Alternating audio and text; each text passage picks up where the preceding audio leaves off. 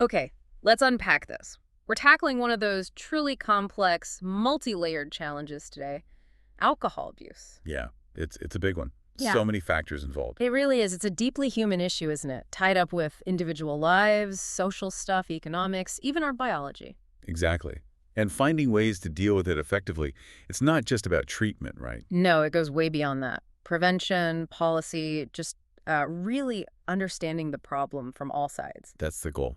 So our mission in this deep dive is to explore what the research is actually showing about stopping alcohol abuse. What strategies already work based on evidence and what new things are looking promising. Absolutely. And because it is so complex, the solutions, they're spread across so many different fields. You really can't just look at one angle. Like you can't just focus on therapy or just public health campaigns. No, you need to pull insights from, well, behavioral science, economics, neuroscience. Yeah. Even these newer areas like gut microbe research. It all fits together somehow. Okay. So we've got a stack of sources here, research papers, articles, notes covering this whole landscape. A real mix. Yeah, we're going to dive into everything, how we measure substance use in populations, what makes people start using, especially young people. The social pressures and influences? Right. Then we'll look at established prevention programs, things like the impact of taxes, and then shift to some really cutting-edge stuff. Like looking at gut microbes or using existing meds in new ways. Exactly those kinds of things, unexpected connections. So it's a journey across the whole spectrum of research. We want to pull out the key insights for you, the listeners. Find those sort of nuggets and maybe surprising facts. Help you get informed quickly but thoroughly on this. It's critical stuff. It is. It's about understanding the tools we have now and also getting a glimpse of what might be game changers down the road. Right. The core question really is, what shows remarkable promise to stop alcohol abuse, and what approaches already do work, backed by solid evidence? So let's start by just setting the scene. Understanding the landscape of alcohol use, how do we even track it, and what influences it, especially for younger people? Good place to start. Because before you can stop a problem, you need to grasp its scale, its roots. Makes sense. And why focus on this? Well, beyond the terrible impacts on individual health, and we won't list them all, but sources mention things like links to lower urinary tract symptoms or worsening liver disease. Right, the direct health stuff. Yeah. Beyond that, alcohol use has these broader societal costs, lost productivity, healthcare burden, things that make finding effective strategies really, really important. And tracking it across a whole population. Yeah. That sounds tricky. Surveys rely on people telling the truth, right? Which doesn't always happen, or people forget. It's inherently limited. Self-report has its biases. So how do researchers get a more kind of objective picture? This is where a tool that's becoming more and more important comes in. It's mentioned in the sources. Wastewater-based epidemiology. WBE. WB. Okay, sounds Yeah. technical. Almost like CSI or something. Slight chuckle. It does have a bit of that feel. But really, WBE is a very practical public health method. It's about collecting wastewater samples. From sewers. Yeah, raw wastewater from sewers serving a specific area, could be a town, a city, even just one neighborhood. And then you analyze those samples for specific chemical markers. Markers of what? Like the alcohol itself? Sometimes the drug itself, but often, more importantly, its metabolites. Metabolites. So the breakdown products, right? What Yeah. your body turns the original substance into. Exactly. After someone consumes something and excretes it, those metabolites are often present in higher amounts or they're more stable in the wastewater.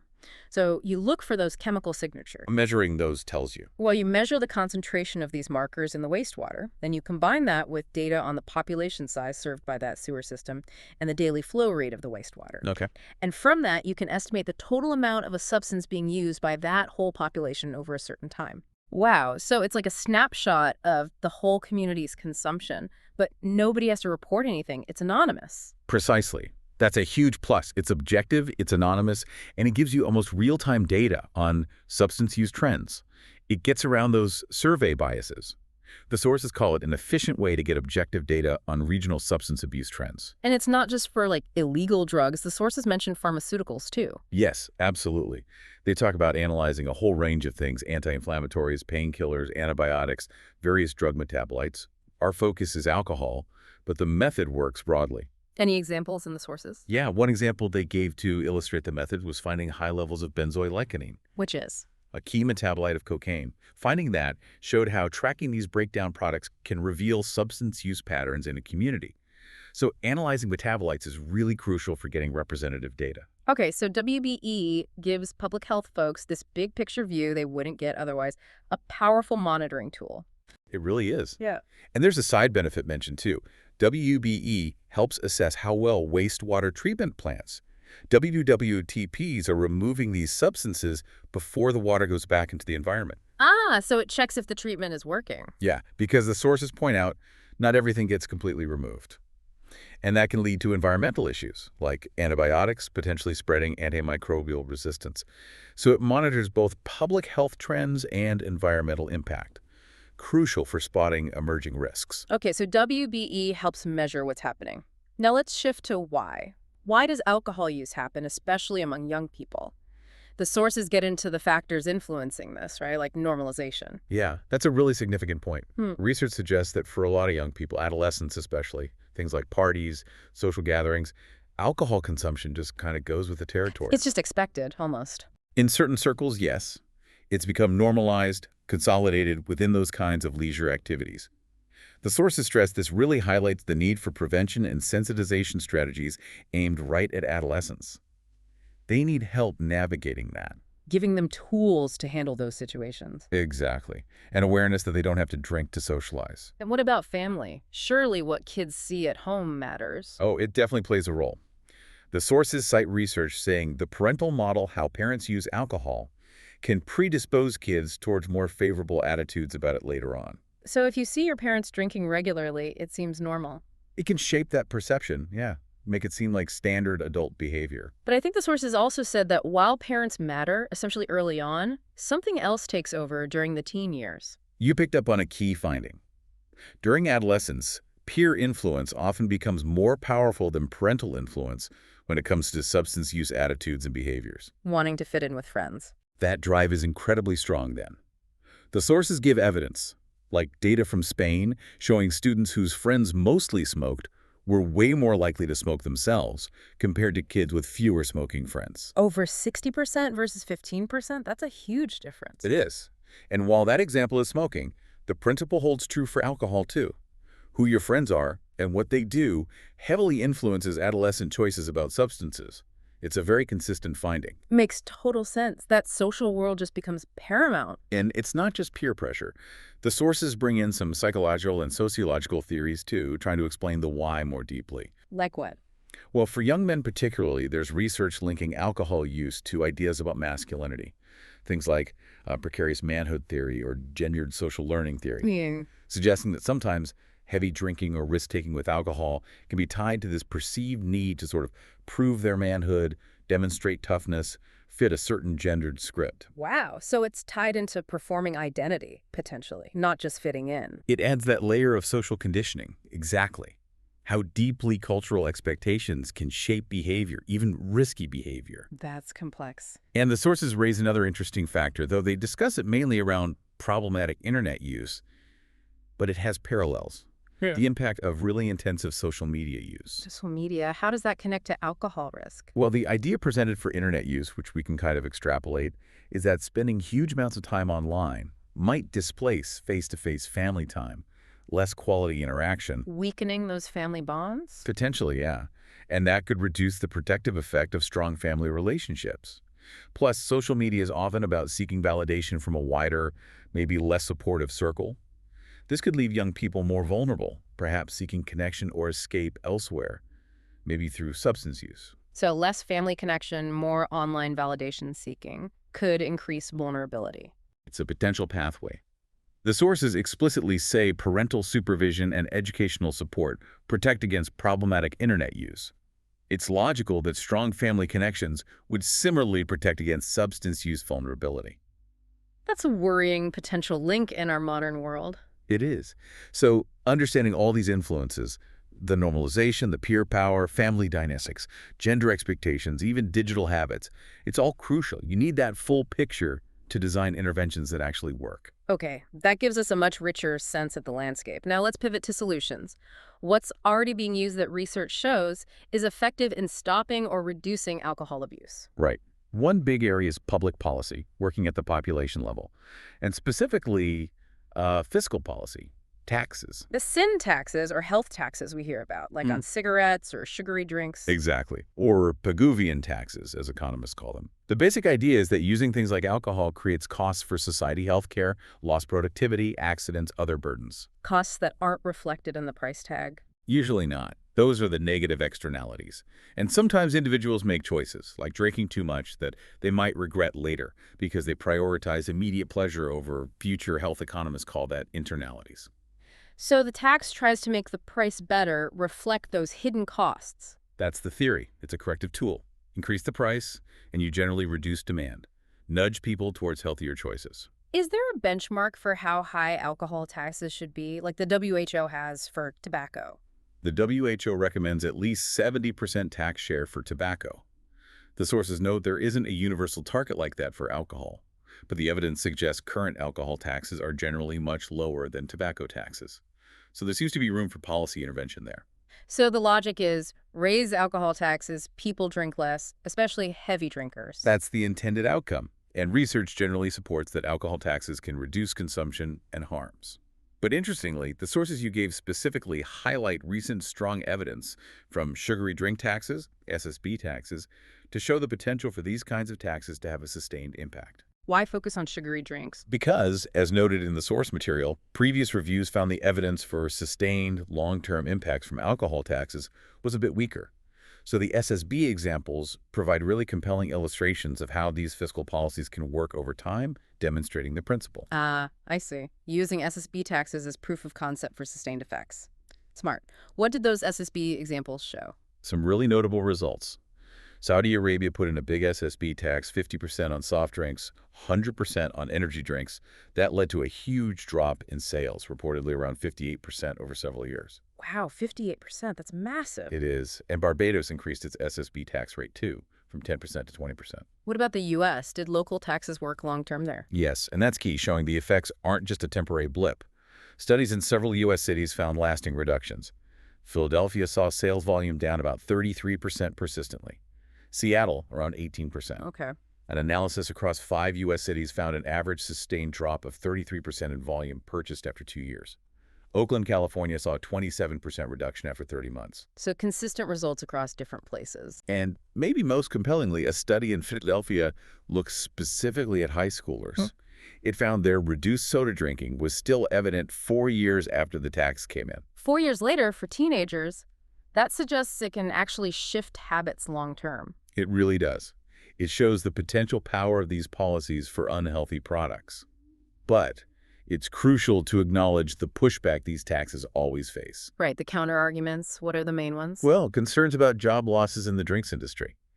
Arguments that the taxes are regressive, hitting lower-income people harder because they spend a bigger chunk of their income on these items. And worries about tax avoidance, people just buying drinks in the next town over or finding other ways around it. These are real economic and fairness concerns policymakers have to weigh. Absolutely. The sources imply you need strong evidence to counter these arguments. You need to show the benefits outweigh the costs, and maybe design policies smartly, like using the tax revenue for health programs that help those same lower-income communities. Makes sense. But overall, despite the political hurdles, fiscal policy, especially taxes, comes across as a really important evidence-supported tool for influencing population-level drinking.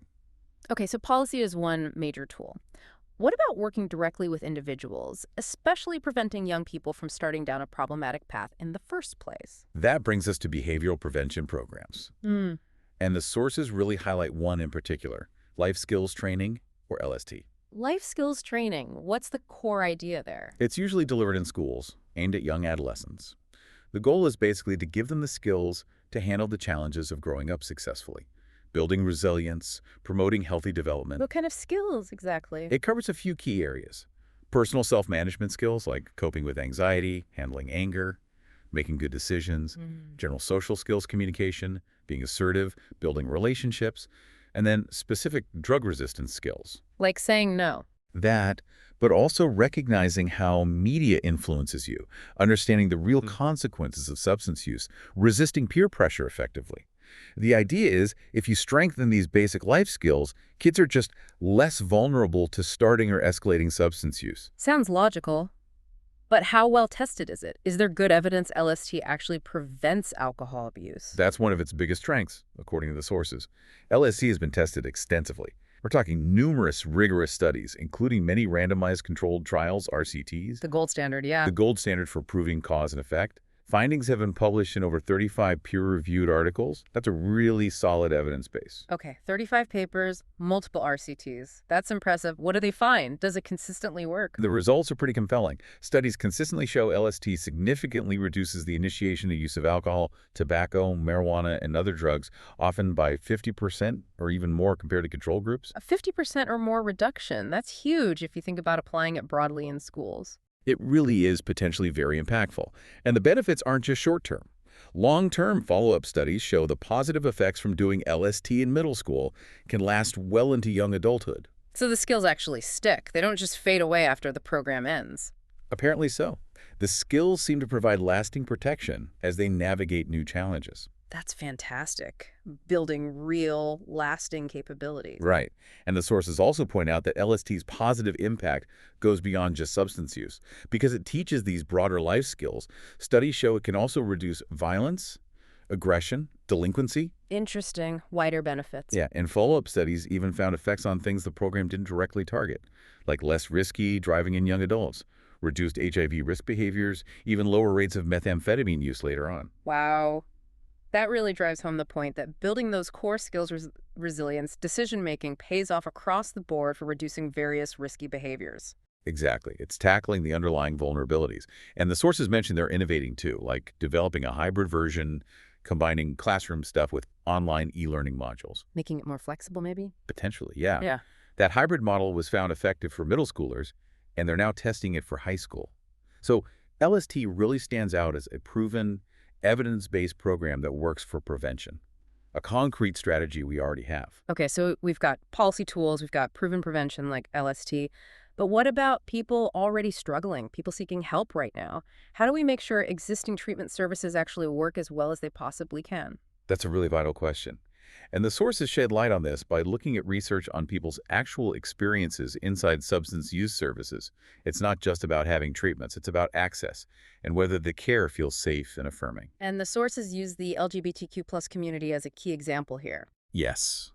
Research consistently finds higher rates of substance use and substance use disorders among LGBTQ+ folks compared to the general population. And this difference is largely linked to minority stress. Minority stress, meaning the chronic stress from dealing with stigma, discrimination, prejudice. Exactly. That constant background noise of potential bias and harm. But unfortunately, the sources note, there's often a lack of truly LGBTQ+ affirming care within the existing treatment system. So even if a clinic offers, say, evidence-based therapy, if the environment isn't welcoming or the staff aren't sensitive, people might not go or they might drop out. Precisely. That's the core insight. An effective treatment method is less effective if people can't access it, or if they feel unsafe, disrespected, or misunderstood when they do access it, if you feel like you have to hide who you are to get help. How can you possibly open up about the real issues driving your substance use, which might be tied to that very identity? It's incredibly difficult, can be impossible. So the sources pull out some really practical recommendations, straight from LGBTQ+ individuals with lived experience on how to make services better. What did they suggest? What needs to change? A big one was mandatory staff sensitivity training focused specifically on working with LGBTQ+ clients, making it standard practice. And what should that training include?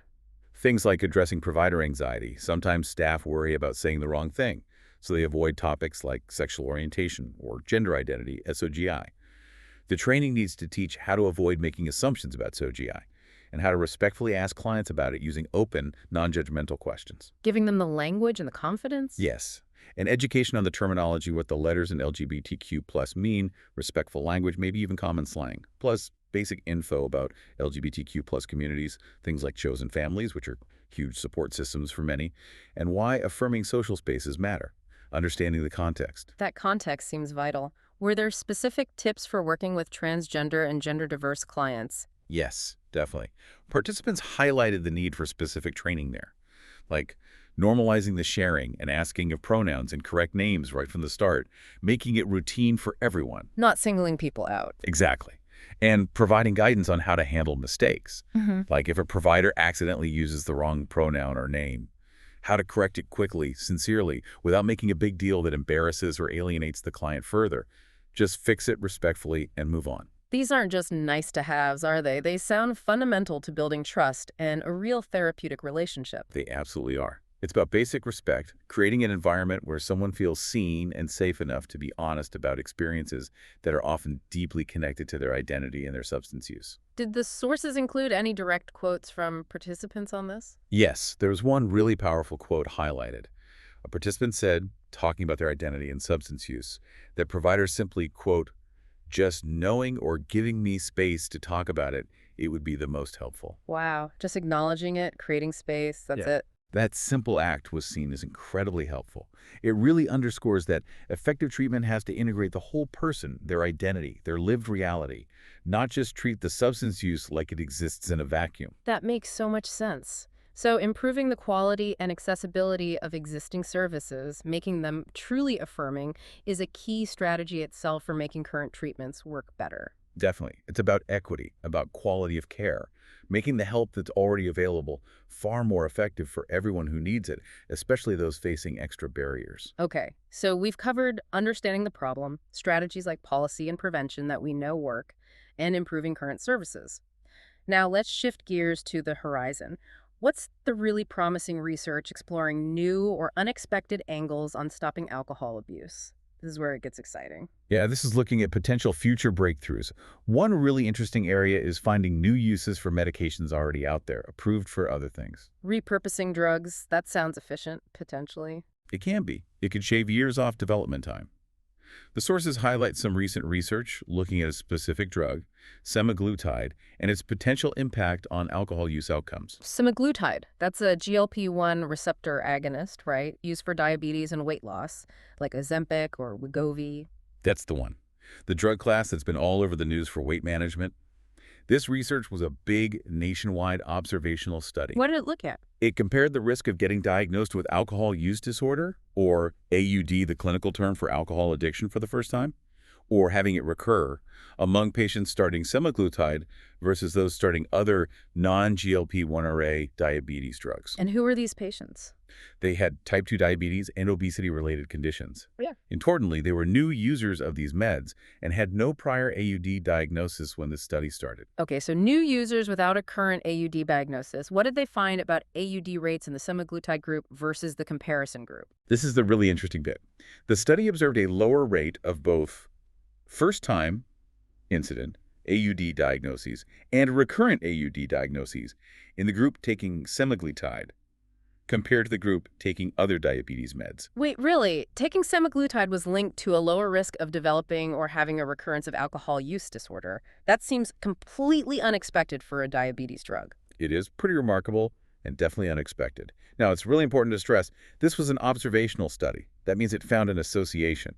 It doesn't prove semaglutide caused the reduction. Right. Correlation isn't causation. There could be other differences between the groups. Exactly. Even with careful statistical adjustments, you can't rule out other factors. But it's a very strong signal, isn't it? It definitely is. It suggests, potentially, a link between these metabolic pathways that drugs like semaglutide target and the brain circuits involved in alcohol seeking or consumption.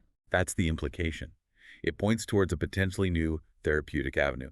It needs follow-up, specifically with randomized controlled trials designed to directly test if semaglutide or similar drugs can reduce alcohol consumption or cravings in people with AUD. So, more research needed, but a really intriguing lead from an existing drug class. Very intriguing. It suggests maybe targeting metabolic health could have these surprising knock-on effects on addiction-related behaviors. Okay, that's one fascinating angle.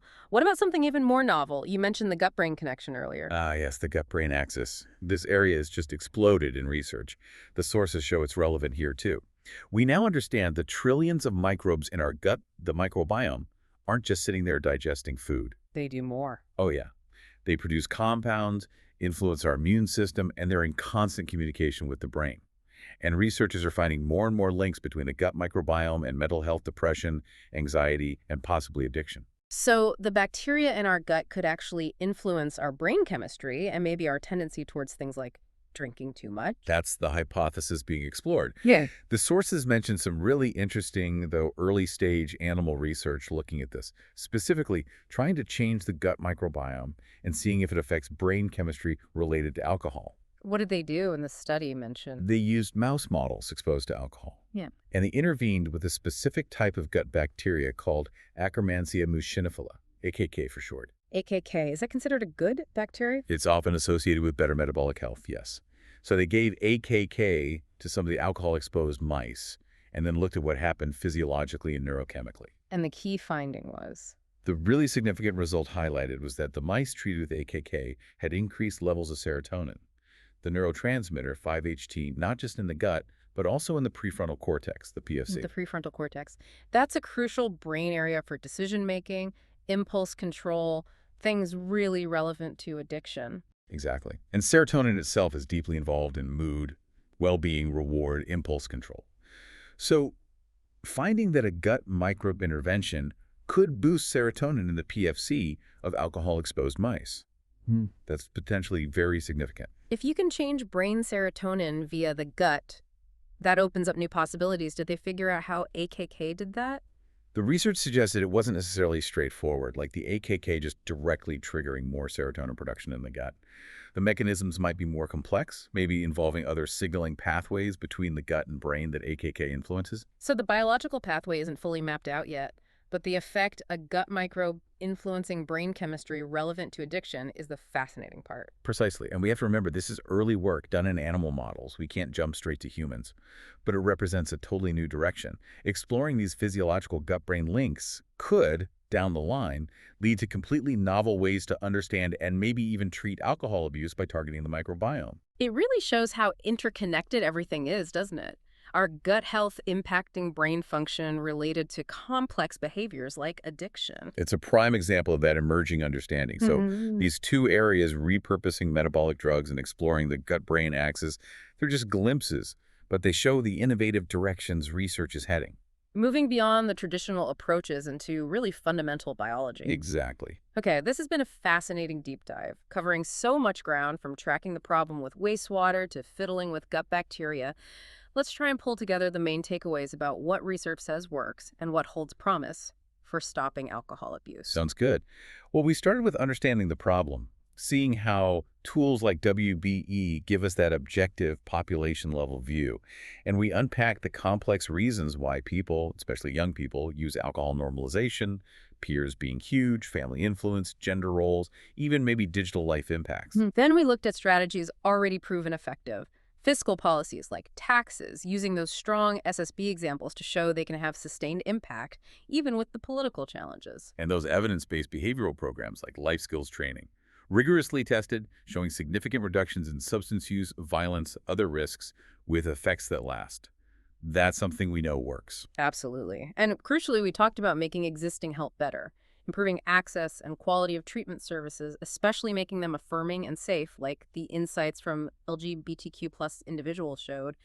That's key to making current treatments actually work for everyone. Can't overlook that piece. Better delivery matters immensely. And then we got into the exciting newer frontiers, the potential surprises like repurposing existing drugs that semaglutide finding, while observational, is really thought-provoking. And exploring totally novel pathways like the gut-brain axis. The AKK study in mice hints at future possibilities for influencing brain chemistry relevant to addiction through the microbiome. Early days, but very promising direction. It's just so clear from all this. Stopping alcohol abuse isn't simple. There's no single magic bullet. It needs this comprehensive, multi-pronged approach. Definitely. Combining public health monitoring, smart policies, proven prevention, accessible and quality treatment, and that constant push of scientific discovery into new areas. The research shows us what's working now and gives us these glimpses of remarkable promise for the future. Yeah, it's quite striking seeing how it all connects: taxes, skills training, metabolic drugs, gut microbes, all pieces of this enormous puzzle of understanding and overcoming addiction.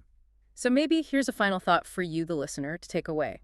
Seeing this incredibly broad picture from public health policy down to the bacteria in our gut, What does this interconnectedness tell us about addiction itself? In knowing about the range of tools we have, both proven and promising, how can you use this knowledge perhaps to foster more informed conversations or support efforts tackling alcohol and yes in your own sphere? Keep learning, keep exploring. There's always more in the deep dive.